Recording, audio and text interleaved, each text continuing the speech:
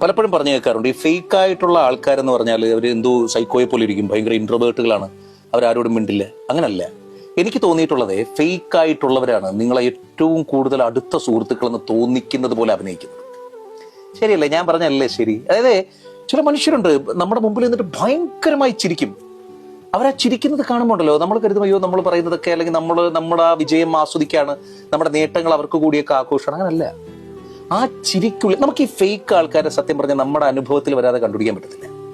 നമ്മൾ ഫേക്ക് എന്ന് വിചാരിക്കുന്ന പല മനുഷ്യരും സത്യത്തിൽ ഫേക്ക് ഒന്നും ആയിരിക്കില്ല. അവരൊന്ന് പ്രെറ്റൻഡ് ചെയ്യുന്നതായിരിക്കും. ഈ അവരുടേതായ ഇൻഫീരിയോറിറ്റി കോംപ്ലക്സുകളെയൊക്കെ അവരൊന്ന് പ്രെറ്റൻഡ് ചെയ്യാനായിട്ട് ഉണ്ടാക്കിയെടുത്തിരിക്കുന്ന ഒരു ഇമേജ് ആയിരിക്കും.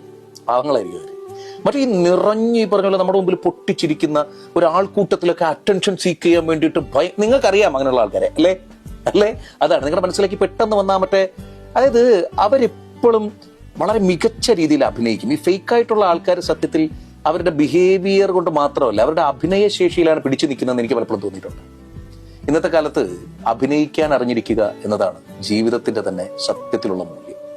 ബന്ധങ്ങളിൽ അഭിനയിക്കാൻ അറിഞ്ഞിരിക്കണം, നമ്മൾ ജോലി സ്ഥലത്ത് അഭിനയിക്കാൻ അറിഞ്ഞിരിക്കണം, നമ്മുടെ ഈ കുടുംബത്തിൽ പോലും പലപ്പോഴും അഭിനയിക്കേണ്ടി വരുന്നൊരു സാഹചര്യത്തിലേക്ക് നമ്മുടെ കാലഘട്ടം ആവശ്യപ്പെടുകയാണ് നമ്മളല്ലേ.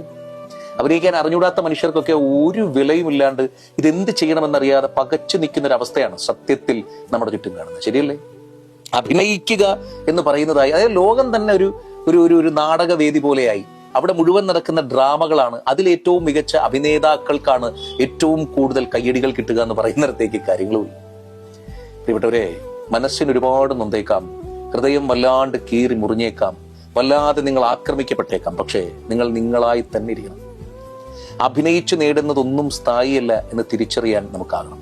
നമ്മുടെ ഹൃദയത്തിന്റെ നൈർമല്യതയെ ഒരുപാട് പേർ കീറിയെറിഞ്ഞേക്കാം, ഒരുപാട് പേർ ഈ പറഞ്ഞതുപോലെ കീറി മുറിച്ചേക്കാം. പക്ഷേ എത്രയേറെ നൊന്താലും ശരി, അത്രമേൽ ആക്രമിക്കപ്പെട്ടാലും ശരി, നിങ്ങളുടെ സത്വത്തെ, നിങ്ങളുടെ സെൽഫ് റെസ്പോൺസിബിലിറ്റിയെ, നിങ്ങളുടെ സെൽഫിന്റെ ആ ഒരു കോറിനെ ഒരിക്കലും പണയം വെക്കരുത്.